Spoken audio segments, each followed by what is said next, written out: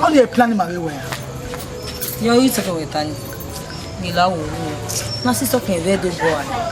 It's okay. Oh, pass through, you know, pass through. Eh? How will not see it?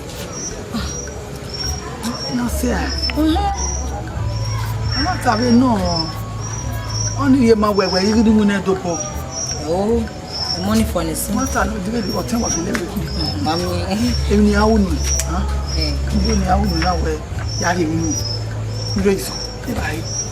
Again, I want to buy setting where we look back. I want to buy setting. I want to buy setting. He's only one more. Easy. I think I better allow my band to you. Again, I'm going to set. Animal. Where go back to call it? It's so easy.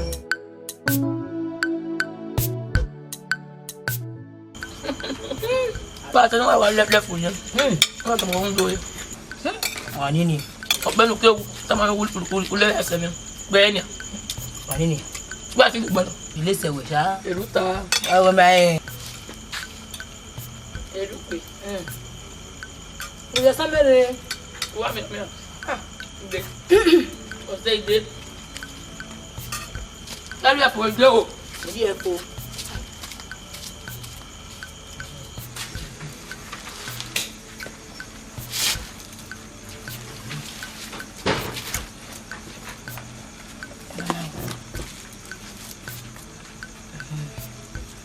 Nigerian win yard, ye, that's okay.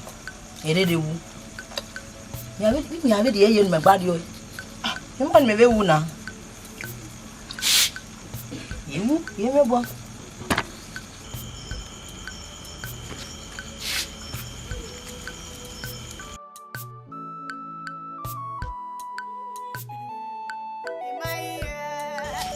You marry your F.O. Oh,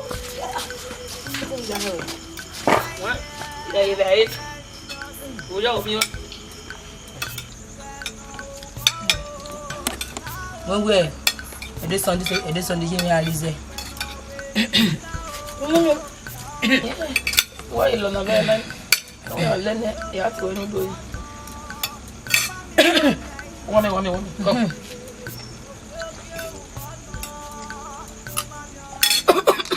You want me?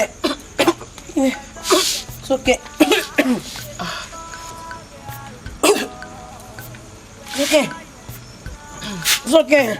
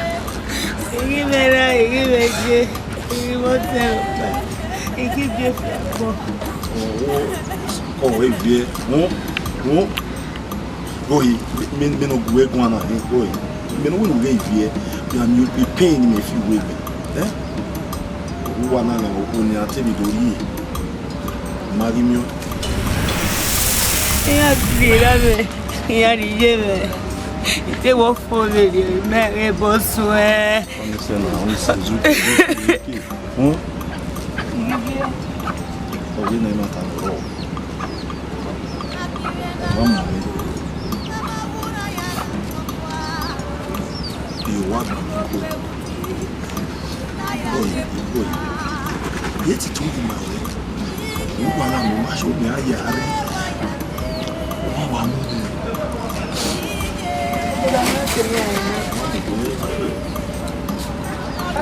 Bawa paderia.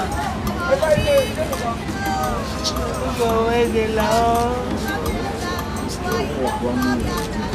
Me vera me llevote. Mai voya. O que o ama, a meu que o bode. Agora me pegue ma, uma vez vai eu. Agora me pegue ma.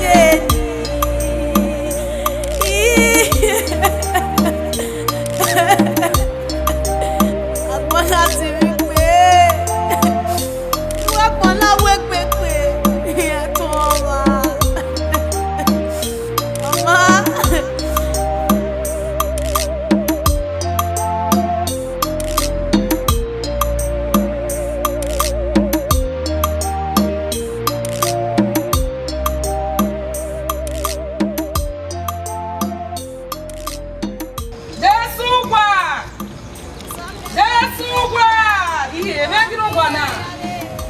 Desu wa. Tuwe boy. Ilare bokana. Tore ga gugwa. Bokana. Ugwa yero kwana. Ogugba ti e na. Ogba ni re bi su e manyi. Lare bokana wa bokana. Wona me no ni. We mi no gbin. Ugwa ma se se ifun ya se gbo bi su e ogba no la. La ba ibe won mo po. La ba no mo po. Oju e. Mira mi. E o te gbo bi se me gun ogwa na. Imose. Ube nu yagbon we kan ahe. Ube nu yagbon we kan ahe. Ba wu kon me lu kon. Do yagbon we kan ahe. Me no ka we opon na ti a kon imo boyan kega. Una do giwa mu me gboto. E ko na do mu me. Odane me no wa na eh. No so ko ko se ke no se. Me ne na no gbe na akwiro. Una do mu me gboto. Akia ke na ya gbe ya oda. Bo ri en no mu e. Okan ni Nigeria re. No kan wo jagbon kan ayi kan no kan ni. Agrupu alo no kan wo de. Mo na gugwa na mi ni kan.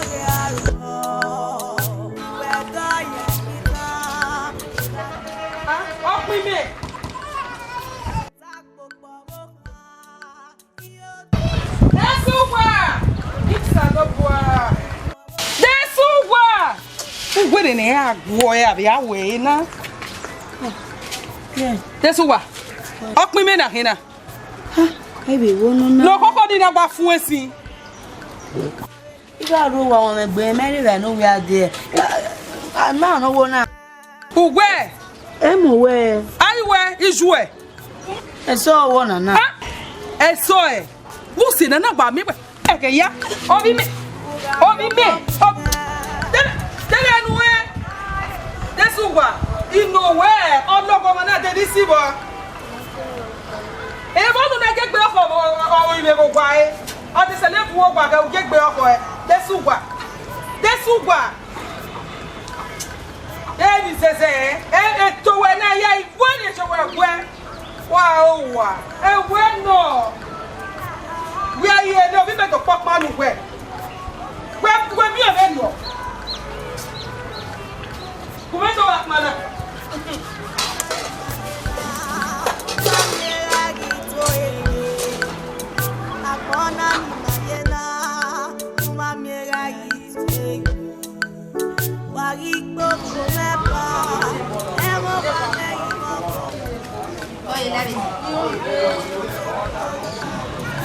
Ogumena hin. Ogwa ni mebi e na hin a. Ye mo go bi wu dan. Ọlọ́kọ̀ máa gẹ̀lẹ́ gú ẹ̀. Dẹ́sùwà!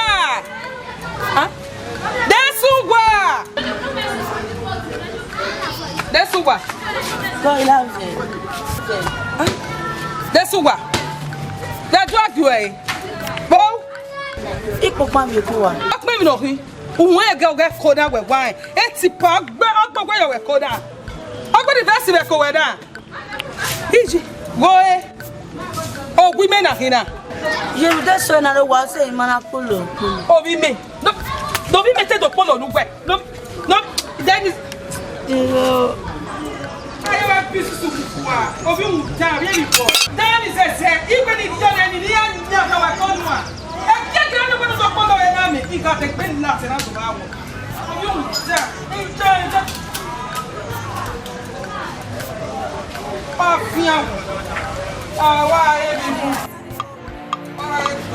Akire na lawu na magura yana kokwa akino pewuti ogbe na ya demuna ije imae boya agbaje ladema mewo ti eni awa gugu na agbaje eni me ma no lare ma agbaje eni me ma no bati we na we why you no be at this owa ma we de no mi pona be no ma na ho ene e la owa imana o ipa iwa na re kimi beta mo we egbo wa na owo emeni Yi, who will give me a man where is you wear or teach me a no? What are you make your mother or what? Eka tosi, you know that or who are you? Come back to work. Come back to work. Be worried. You power. We're going to know your money or money. Oma, why ye? Are you a Uwadiae? A Harry night or with a big day? Why did I bunny? I'm after you.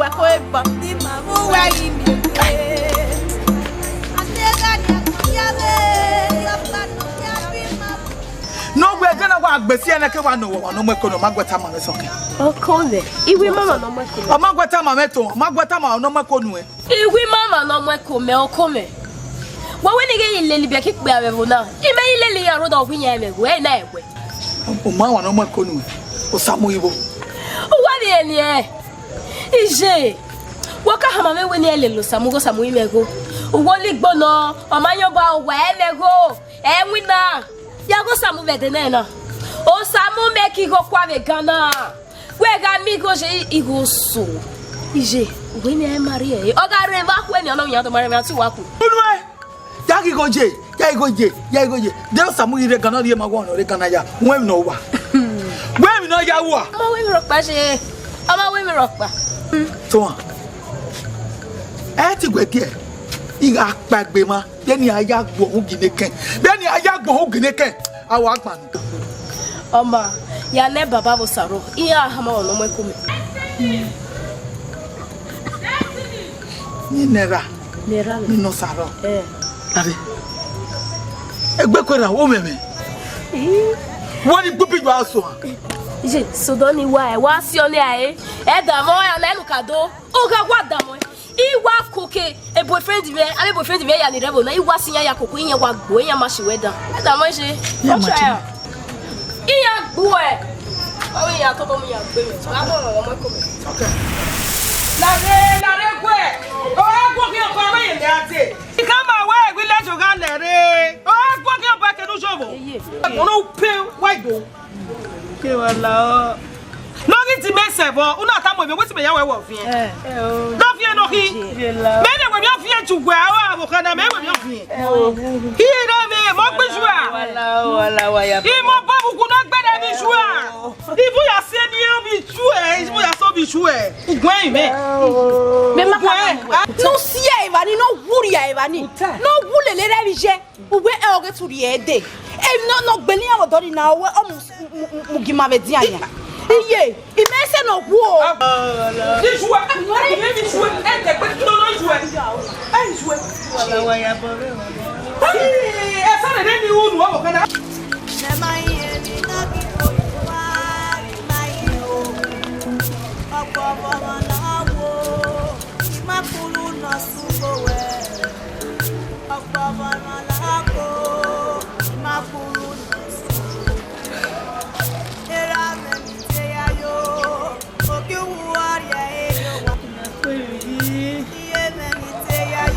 Ivbiagbon. Mera, Imenye, Imote. Imopanya.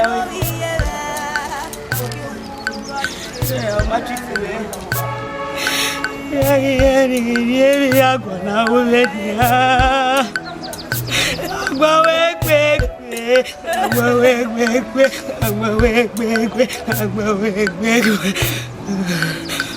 Banya, Yagidie.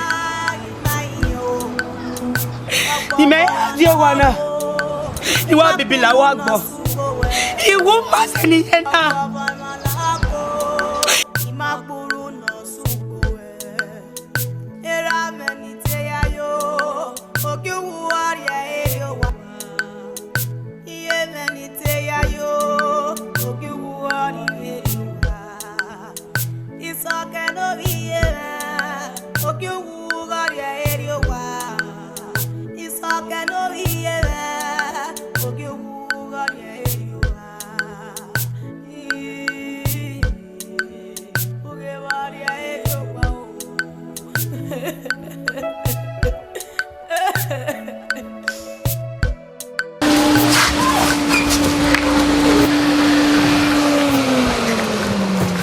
again now. Oh my God. You're not going to be. Choose your big boy. What do you want to know what do you? Nare Uberwa. Baba, where say oh? God, I thank you. Hey, apart from to back every suwe na, e won be ma rasu. Hello. Yeah, where's me? Nare Uberwa. No. What's Louis? What is going on? What's Louis? Yeah, when it's my power or tangbe. Why won't you tell my power? So the most like Boabana, where? Why won't you tell my power? What is your problem? Now you make any real like you for me. Eh? No. Stop, baby. No. I don't make it now. I don't make loud gappa. Only, no. Just hold on. No, you know. No. Relax, okay? No, she is a scammer. Then again, I was bassing a cool. You are doing it now. Oh, we even want to my life for it. Okay. No. Don't. Coming. Tell me why. Okay, you know what? Gimbagwa leke ari. At least my leke tuta. You know me kena gumagwa. Like ari kena. What? I don't get it. All I'm not now. No, this car. Never. She is scammer. Oh my head, no more. Oh, you get it. La moto. The moto no la. Okay, I'm going to let her laugh. No. Baby. Hello. You're not going to embarrassing me. What am I here? Hello. Let me go to look at my Yeah, moto na no. Who are that you are?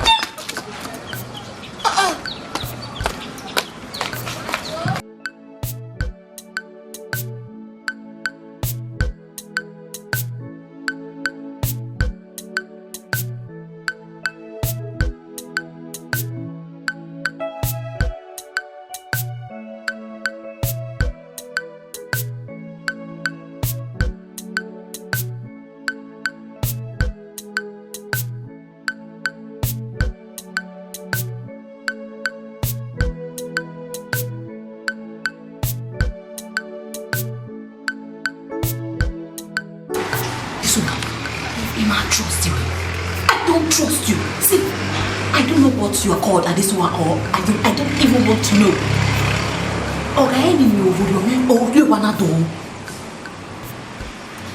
I will not spare your life.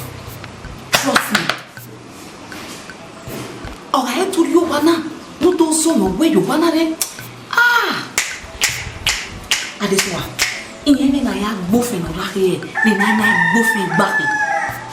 Yes. I will so deal with you. You are this one.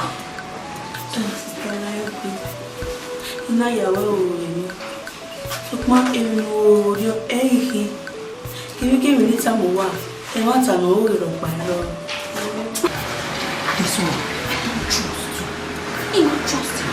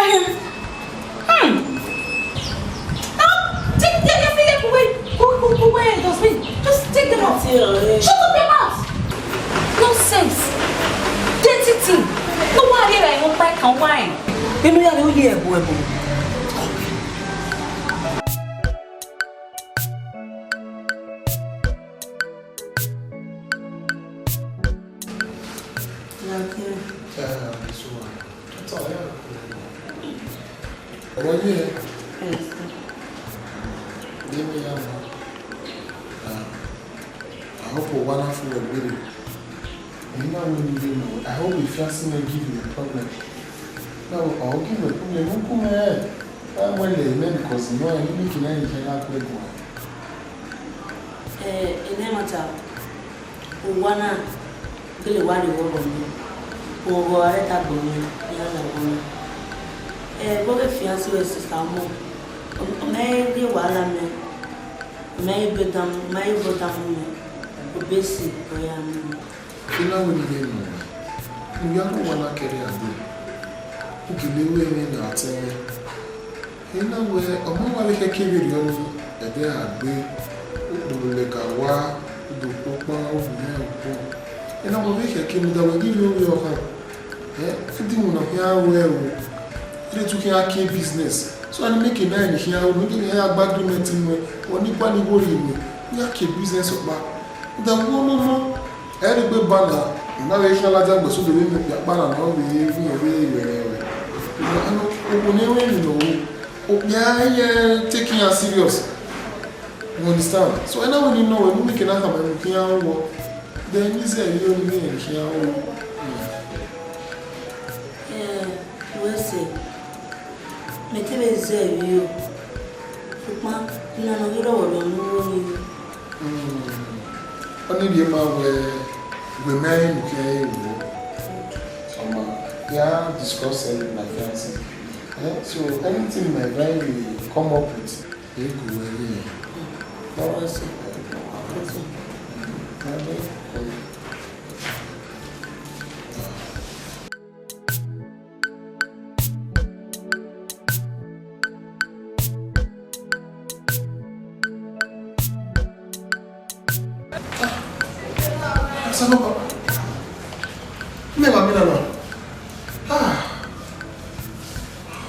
Vamos a ir a ver Milano.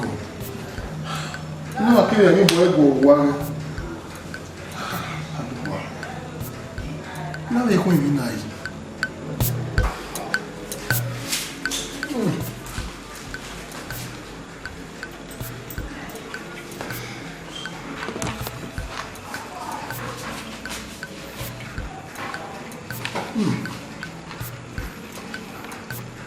Bonsoir.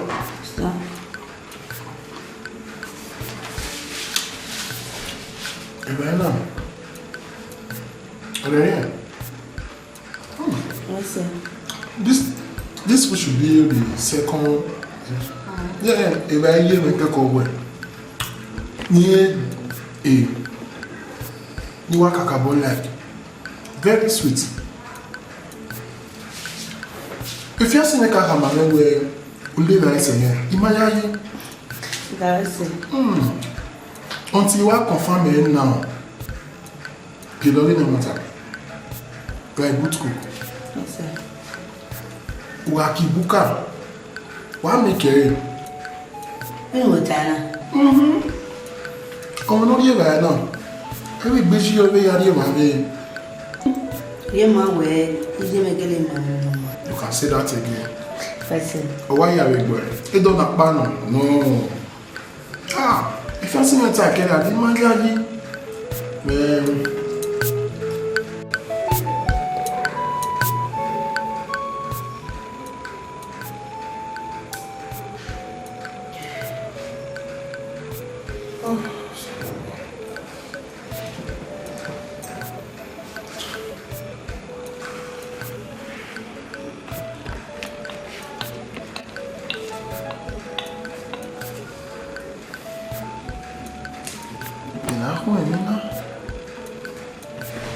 I hope this feeling is not true.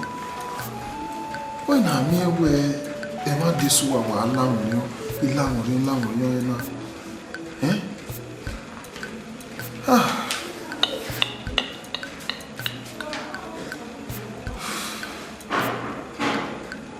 think I'm a Benin where almost at the last bus stop. Okwe a yellow banner, a black one. Yeah, I have been where almost or where last bus stop. in your way, we can't worry. It's Amen. This one, I just pray these feelings is not true.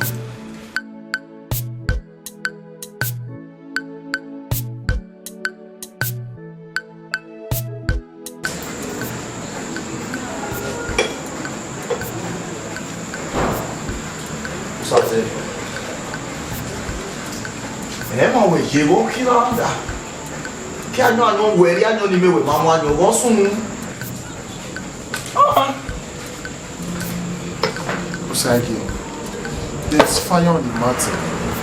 Amen. Here, the Renayo.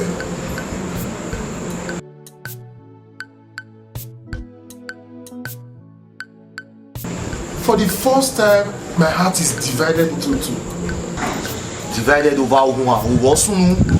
Was that our Oriona? Uwadiae.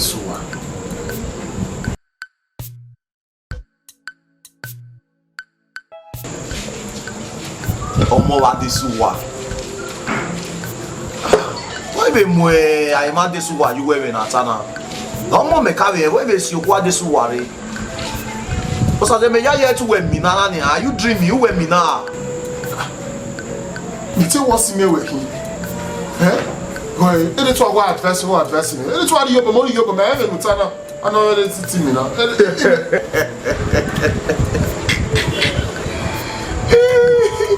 Il est cassé à yon ekite.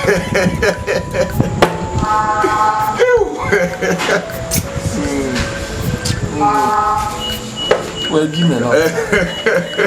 Go ven so pa den. Go ven. Okay, worry. Man, Uwadiae. Worry. Mo gaga. Ikine ma Ivbiagbon. Ya do de na yinu. Si ori okoko iwe awe ki anyo ya awe. Mo dolo eji mo ri awa mo dolo eji. I will play the game well for you. Wanyo. Ki anyo nu wanyo.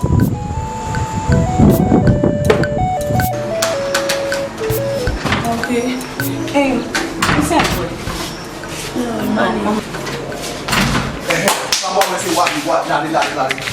Uwadiae. On a day na ye problem dey say on the Martin. We want us as me accident. Those are the non. Osaze we me accident. Hospital ke dey na doctor osaze bonwe osaze ruwa osaze gi dey go there. E na we ade do kam wa. Osaze non ni. Amo osaze be ni me, osaze o se me no se we. He was as osaze me accident wa so na e na ya bie. Ese mo. La don't see say eso ya kwa o.